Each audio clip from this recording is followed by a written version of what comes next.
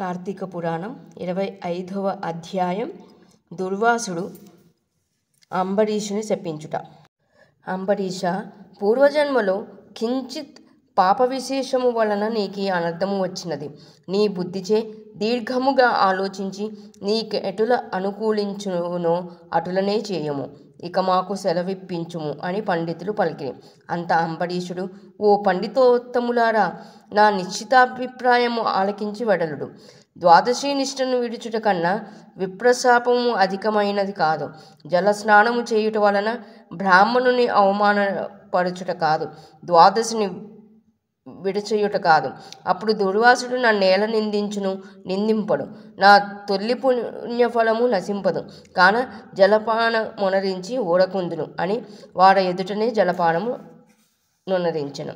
అంబరీషుడు జలపానమునరించిన మరుక్షణమునే దూర్వాసుడు స్నాన జపాదులు పూర్తి చేసుకుని అక్కడికి వచ్చిన వెంటనే ఆ ముని మహారౌద్రాకారుడే కండ్ల వెంట నిప్పులు గ్రక్కుచు, ఓరి మదాంధ, నన్ను భోజనానికి రమ్మని నేను రాకనే నీవేళ భుజించితివి. ఎంత దుర్మార్గము, ఎంత నిర్లక్ష్యము, ఎంతటి ధర్మపరిత్యాగివి. అతిథికి అన్నం పెట్టెదనని ఆశ చూపి పెట్టకుండా తాను తినినవాడు మలభక్షుడగును. అట్టి అధముడు మరుజన్మలో పురుగై పుట్టెను. నీవు భోజనమునకు బదులు జలపానము చేసితివి, అది భోజనముతో సమానమైనదే. నీవు అతిథిని విడిచి భుజించినావు కాన నీవు నమ్మక ద్రోహి వగుదువే కాని హరిభక్తుడు ఎట్లు కాగలవు? శ్రీహరి బ్రాహ్మణావమానమును సహింపుడు.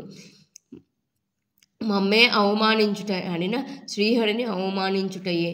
నీ వంటి హరినిందాపరుడు మరి ఒకడు లేడు. నీవు మహాభక్తుడవు అని అతి గర్వము కలవాడివై ఉన్నావు. ఆ గర్వముతోనే నీవు నన్ను భోజనమునకు ఆహ్వానించి అవమానపరిచి నిర్లక్ష్యముగా జలపానమునరించితివి. అంబరీష, నీవెట్లు పవిత్ర రాజకుటుంబంలో పుట్టినావురా?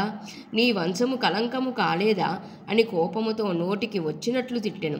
అంబరీషుడు మునికోపమునకు గడగడ వణుకుచు ముకులిత హస్తములతో, మహానుభావ, నేను ధర్మహీనుడను.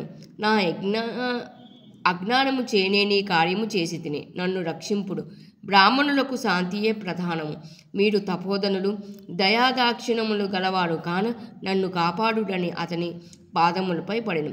దయాశూన్యుడైన దుర్వాసుడు అంబరీషుని తలను తన ఎడమకాలితో తన్ని, దోషికి శాపమీయకుండా ఉండరాదు.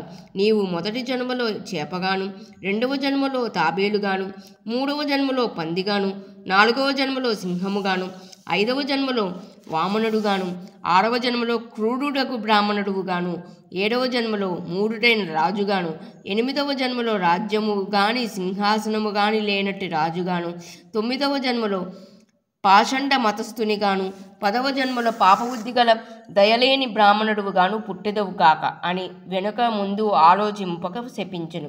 ఇంకను కోపము తగ్గనందున మరల శపించుటకు ఉద్యుక్తుడగుచుండగా శ్రీ మహావిష్ణువు బ్రాహ్మణ శాపం వృధా కాకూడదని తన భక్తునికి ఏ అపాయము కలుగకుండా ఉండుటకు అంబరీషుని హృదయంలో ప్రవేశించి, మునివర్య, అటులనే మీ శాపమును అనుభవించునని ప్రాధేయపడెను.